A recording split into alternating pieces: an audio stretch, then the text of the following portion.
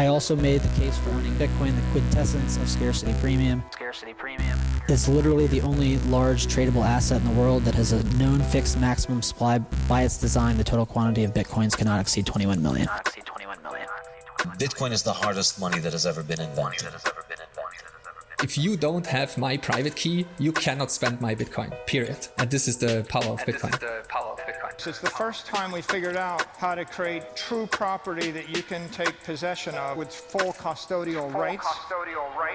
Hey, what's going on? And welcome to another solo rip number 33, if I'm not mistaken. But you guys who have been long-time listeners will understand that from time to time I lose track of all that.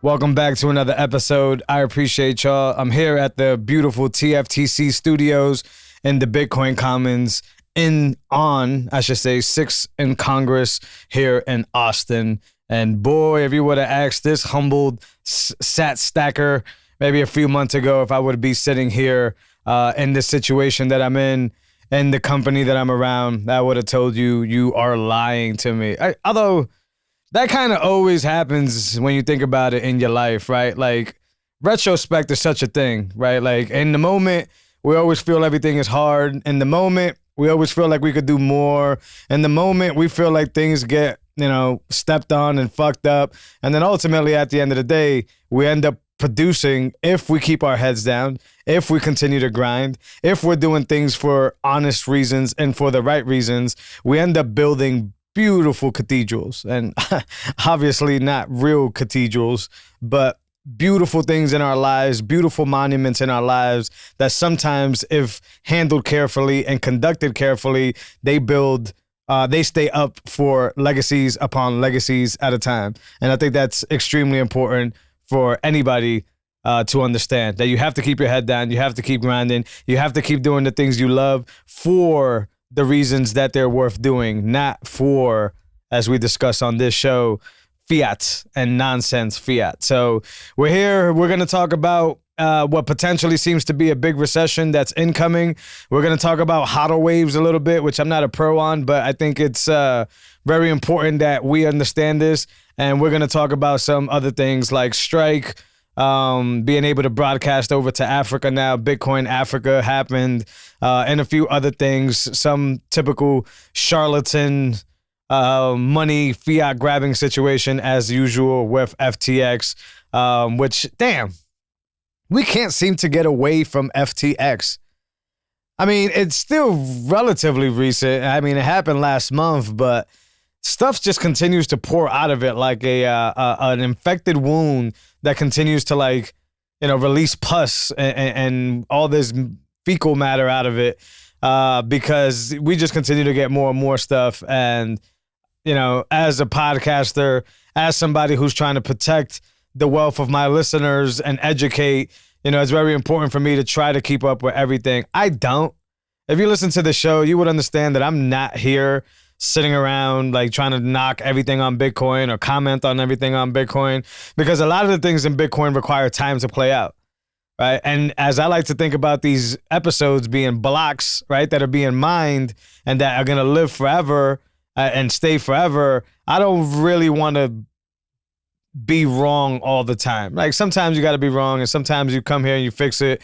But I need some things to play out, and other podcasters are just savages and they're just thirsty and they want to get on, the latest topic and talk about it. This isn't that show. This is a little bit more thought of. This is a little bit more, for the listener, as opposed to some other podcasters that do it for the fiat or do it for the clout and do it all that. And I'm just going to continue to do it, episode by episode, block by block, as they like to say. And with y'all encouragement and y'all support and y'all feedback, I think we can make this podcast D-Bitcoin instead of D-Shitcoin, in that same analogy here. A lot of these podcasts out here, shitcoins, you guys know that. A lot of these podcasts out here also are Bitcoins. I want to be in that company, and I think we're working our way there.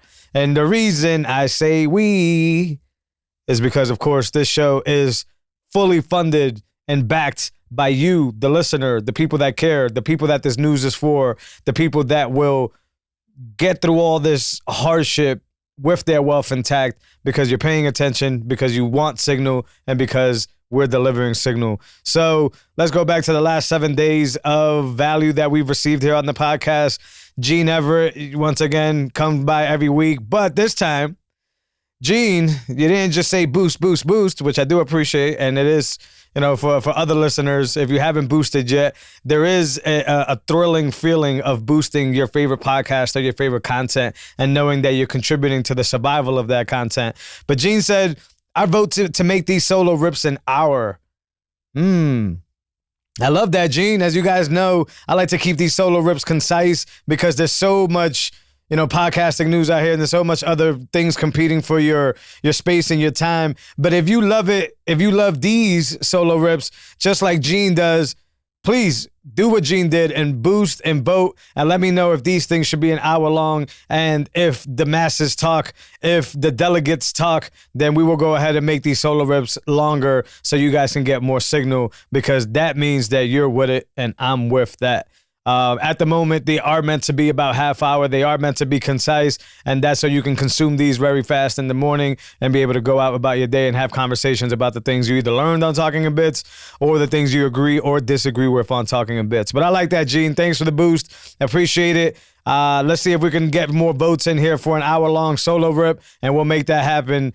Going on, I am Mr. Robot. Mr. Robot, humble, thank you. Let's fucking go. Hey, man, keep doing that Mid-Journey AI stuff.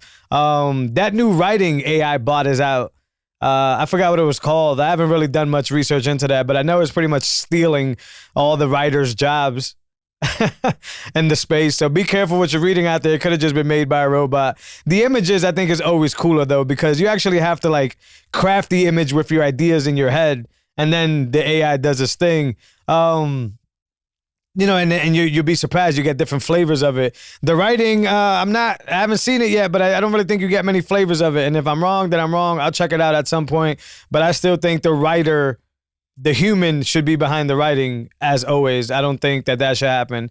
The art, I would love somebody to draw it. But if I can, get something from my thoughts in a sentence, a few words, key words, and have that thing give me a few options, boy, is that much scalable than, waiting 3 weeks for, a freelancer to do it to then not be what it is that you want it to be. At the very least, I think we should use this Mid-Journey thing to get our ideas out to more qualified art designers or creatives to basically go and say, hey, this is what I'm looking for. Can you do something similar? So let's not outsource the creators, because I'm a creator and we don't want to do that. By the way, I've heard these AI podcasting thing. I heard a Joe Rogan, Steve Jobs episodes where the AI made it sound creepily, insanely real. But we don't want to replace the creators. We want to keep supporting. Mr. Robot, thanks for supporting the show. You and I will be partnering up to be doing a lot more things for the show. And I appreciate you for that. Joey Double D or Joey DD, this ripped rocks. Thanks, Joey. We appreciate you, man. Appreciate the boost. Appreciate your time. And I'm going to try to keep it coming. I'm going to try to keep it going for y'all. The broken ruler, the signal always wins. And that's a quote. It's a fact. I don't know what to say. There's a lot of noise out here. And there's a lot of businesses that enjoy providing more noise so they can distract you, so they can steal your money, so they can do all this malicious and charlatan stuff. And we have to search for the signal every single time. So you're right, the broken ruler. Patar, appreciate you, good sir. I've seen you streaming, haven't seen you boosting in a while. Glad to have you back, good sir. Casa going full shitcoin in the midst of the FTX shitcoin casino collapse is at best completely tone deaf. I wouldn't trust these people with my life savings. You're absolutely right, Patar. You want to know what? I didn't trust them even before that.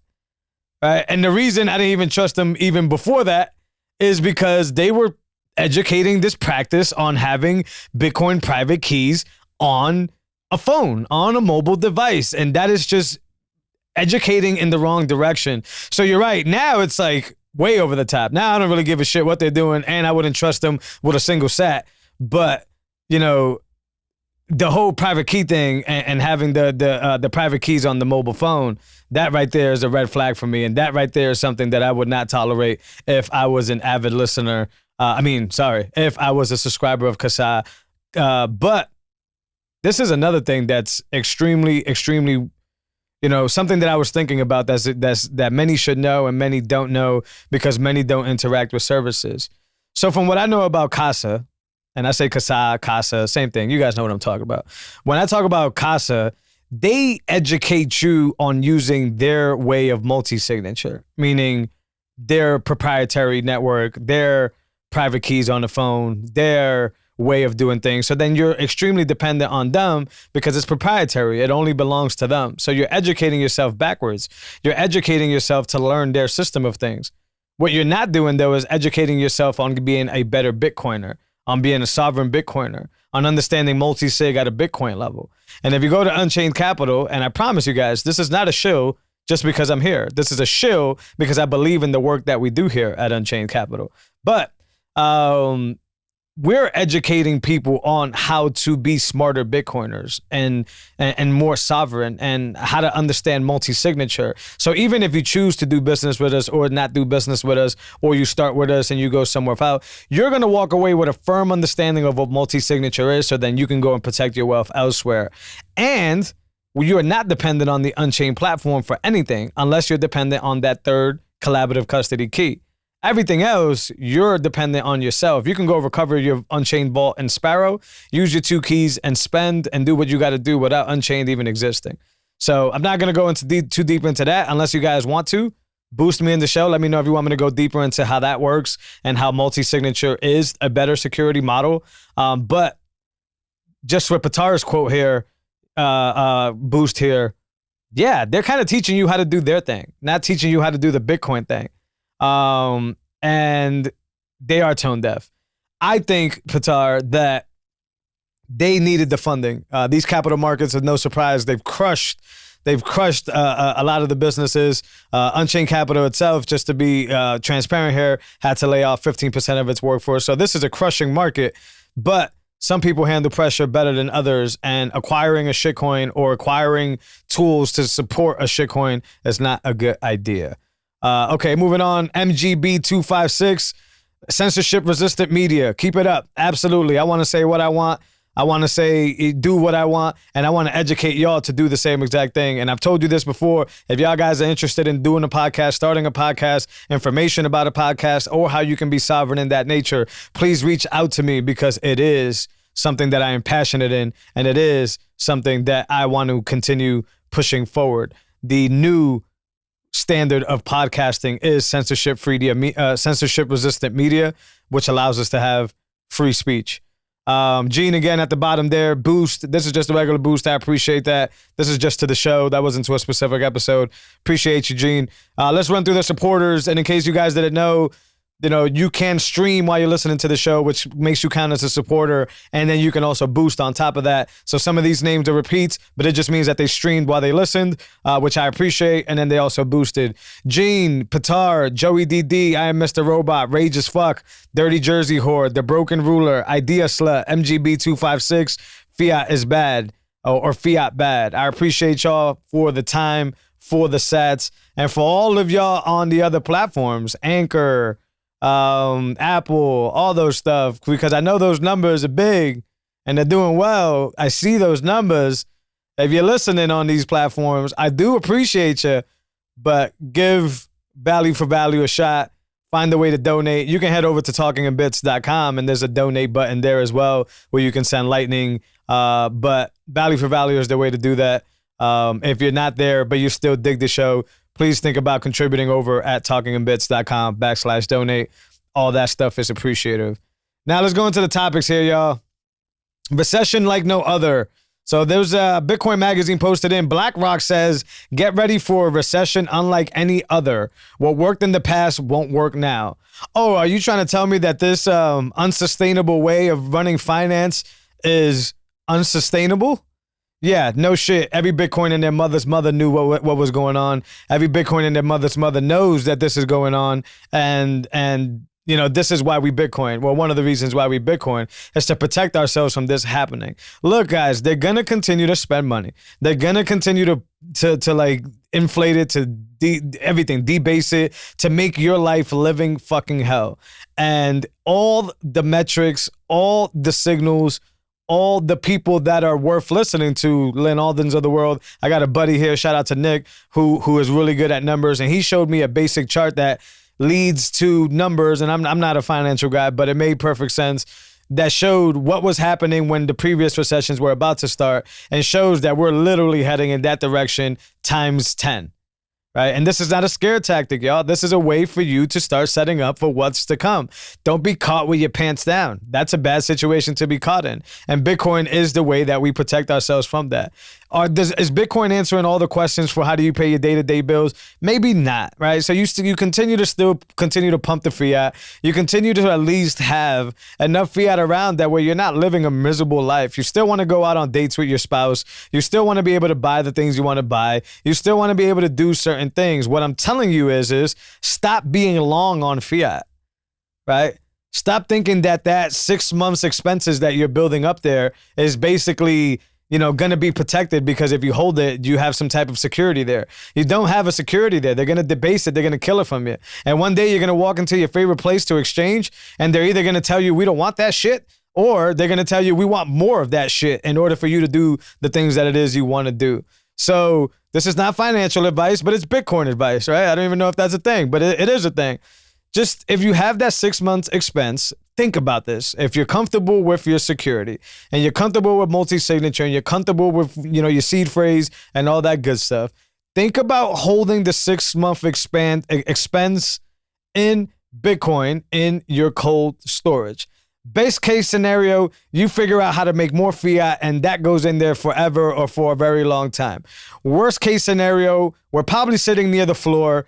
That Bitcoin is going to be there for you to withdraw, convert to fiat. You're not going to, and this isn't tax advice. So all y'all over there, oh, he's giving tax advice. I don't know shit about shit. I'm just telling you what my feelings are and what I try to, how I try to conduct what I do and what my plans for the future is. You don't have to do that shit. You can think I'm a maniac. That's absolutely fine. But the worst that can happen is you withdraw it, you sell it on Cash App. You may not even take a tax hit because the price is probably stable or maybe even dropped a little bit. And then you go buy whatever it is your emergency inquires for you to buy. Right? But more often than not, we're smarter, better, stronger, more resourceful than we give ourselves credit for. And when we put that Bitcoin away and then we get back to the mode of, okay, now I need to find a way to pay this bill to make more money, you will go and find a way to do so. Now, obviously, this is not applied to everyone, but you will be surprised of how, if you put in enough work, of how much fiat will come your way and how that Bitcoin being put away now becomes a better and better plan over and over again. Just try to find loopholes in systems. A good one is health insurance. Right? I don't need to show crowd health here. You can go listen to Andy on my episode. You can go listen to wherever Andy's been at. But think about this. You can send money to the Fed, or you can send government, get money taken out of your check for your health insurance and never see that money ever in your life again. As a matter of fact, they make money from that because they pull it, they hold on to it, right? And then they put it in the stock market and do whatever they want. Or you can go ahead and take your premium and move it over to something like Crowd Health, where you have certain guarantees, you have a community that backs you, and the money that you put away eventually, after the first said months, I forgot, about 4, turns into Bitcoin. And then you can upswing the Bitcoin, right? And you'll get that money back as opposed to it disappearing. That, my good people, is a loophole, right? Makes perfect sense. You cover the ability to have, delightfully uninsured, as Andy would say. You ditch that old legacy system that's basically stealing money from your paycheck, right? You opt into a crowdfunding one, which is the way we've been doing things forever, is community-based back, right? And then the perk of it is if you stay healthy, you have that incentive to basically convert that into Bitcoin, ride the Bitcoin back up, and have more money than you started with. You see how that's a loophole, and it doesn't require you to spend any more fiat than you already had, right? So empower yourself to go and look for loopholes that make perfect sense for you, for your life, and for how things are. That's extremely important, y'all. That's just one example of many. But don't be fooled into thinking, especially with this recession incoming, that holding on to fiat for 6 months worth of expenses is a smart idea. Remember, Bitcoin is liquid, meaning that 6 months of expenses is still there at your disposal.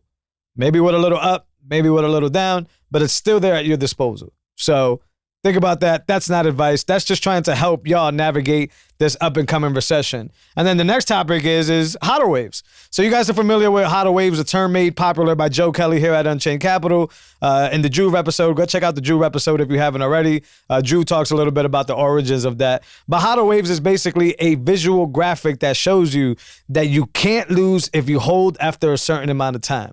And I've recently, and I'm going to ask permission if I could maybe flash it on the screen here because it's not mine, have seen the newer version of this HODL waves. And it shows very clearly if you hold on to Bitcoin 2, 3, 4 years for sure, but anywhere in that 2 to 4 and up range, you're winning every single time.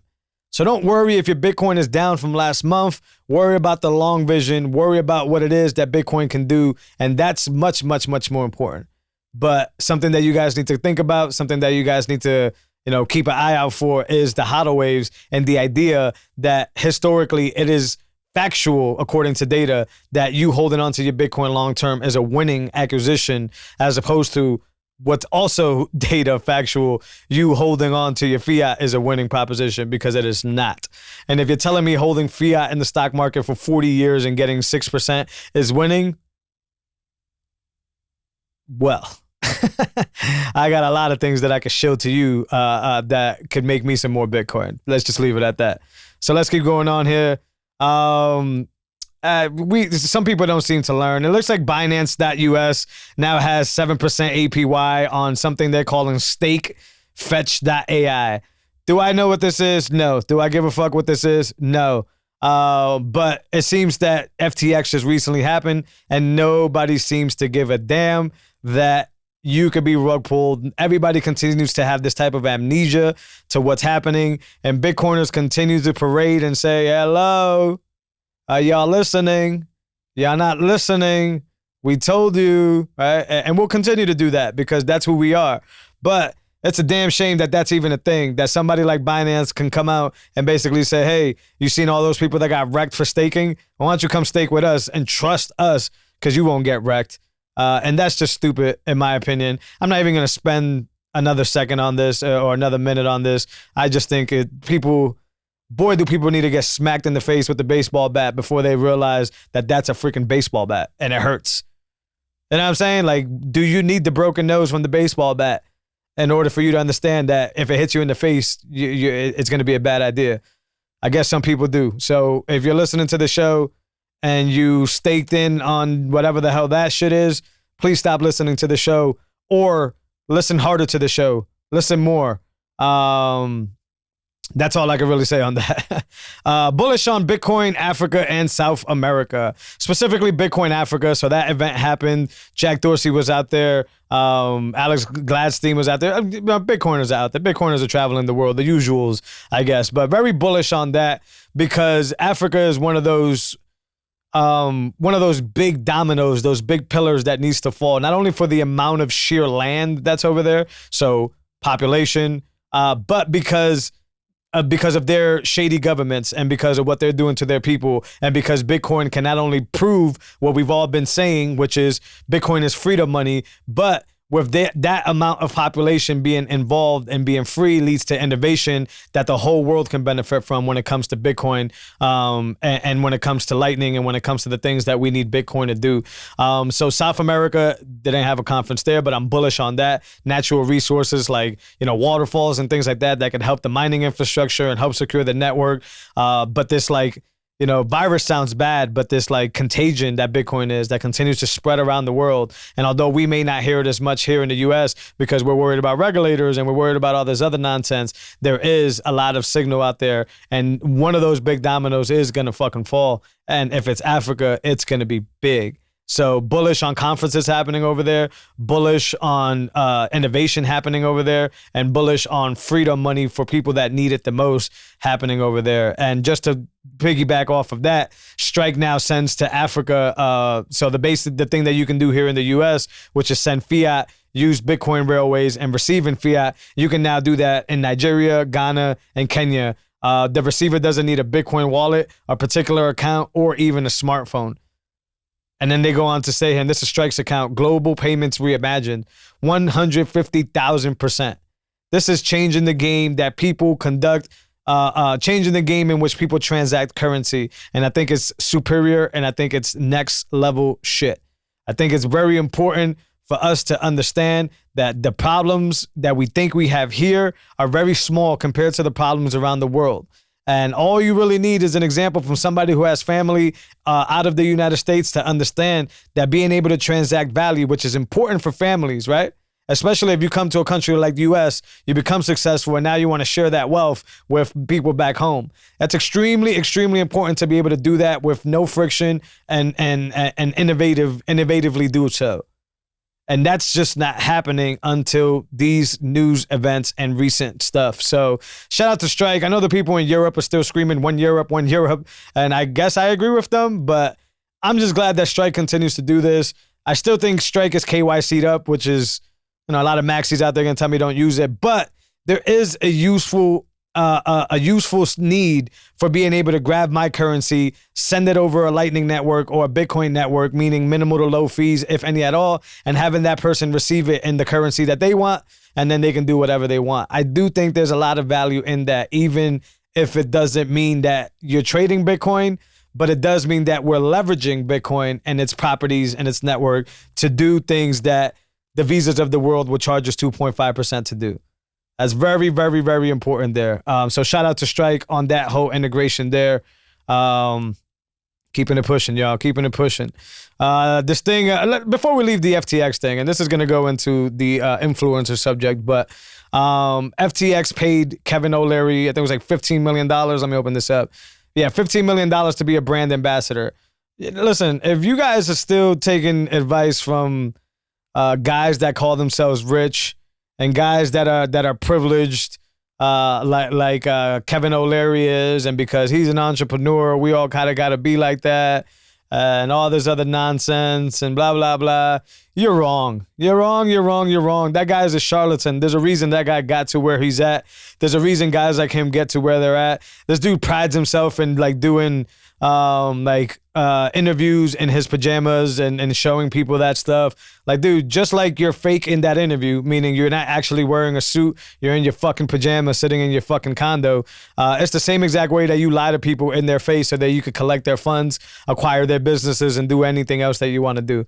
Oh, but you're hating right now because he got XYZ. Fuck it. I'm hating. I don't care. I don't care about him. I don't care about people like him. And I don't care about charlatans, period. Right?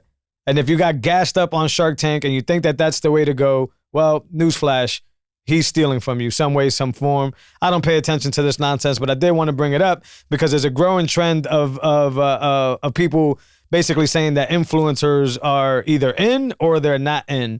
And in Bitcoin, my vote is they're not in.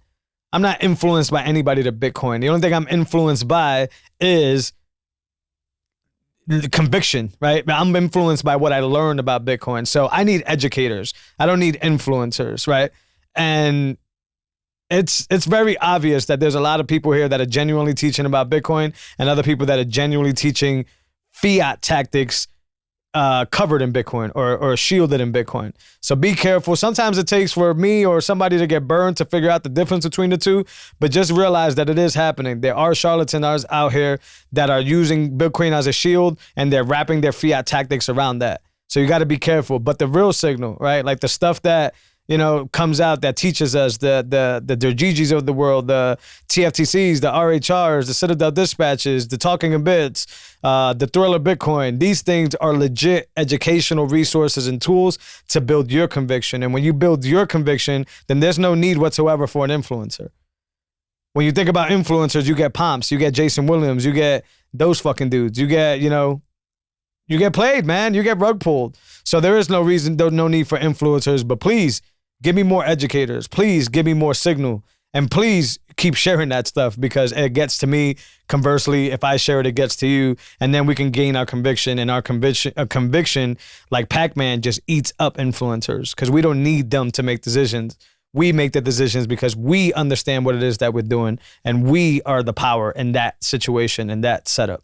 So in that small influencer talk there that's been going around, Doesn't really matter whatsoever. Don't follow influencers, slay your heroes, as they like to say, but follow educators and listen to educators and combat against it. Have your own point that says that doesn't make sense or this does make sense, et cetera, because that's extremely important too. Sometimes the educator needs a little bit of fight back in order to realize that what they said could be tweaked or is wrong. So let's have that debate and let's have that conversation on more educators than it is about, influencers and are they big in this space or not, because they're not. Ultimately. All right. So prepare is the message to this episode. There is a recession. All the numbers say it. Even the fiat calculators and all that say it. But you could just put, kind of do the old school, lick your finger and put it in the air. You can feel recession is coming. And it's time for all of us to try to evacuate and try to do something to take care of ourselves. Get market access to your food. Learn about ranchers, learn about farmers markets, learn about how to get real food, even if you have to get it shipped in, but at least you know where it comes from. Get your food figured out. Get your health figured out. Don't beg to end up in a hospital where they're going to basically kill you slow. And that's what they want you to do. They want you to beg to be at the hospital. They want to kill you slow. So get your health in order, right? Eat takeout less, right? Pay attention to not eating seed oils and crap. Eat whole foods, eat an animal-based diet, be more like your ancestors, right? Combine that with your health and you'll see catapult results. You'll see yourself go from 0 to 150 in a matter of a month. Just give it a shot. And I'm not saying go full carnivore, right? Like you can just eat animal-based products, raw milk, cheese, right? Eggs, right? Some fruit, right? Not too much fruit, but some fruit. Like you could just be that type of person. You don't need the stuff that has a paragraph worth of ingredients, and you don't need to be so oblivious to think that you can afford to keep eating that way and you'll fix it later. Oh, don't worry about it. I'll chug this, 32-ounce milkshake and these seed oil fries, right? And I'll fix it in a month from now. You won't fix it. It's a habit thing, right? It's an addiction thing. You won't kick that easily. Get your health in order. Get your market access in order, right? Get your money in order. Stack Bitcoin. The tip that I gave earlier is not financial advice. It's just a tip. But maybe if you're comfortable in your security, you hold in Bitcoin and liquidate if you see that emergency ever come, right? Maybe you find loopholes like maybe Crowd Health is, right? Maybe you do things like that. Be smarter about where it is you're giving your money and don't give it away because they're already melting it. On top of that, they're taking it. And that's a terrible situation. But it is going to get rough out here.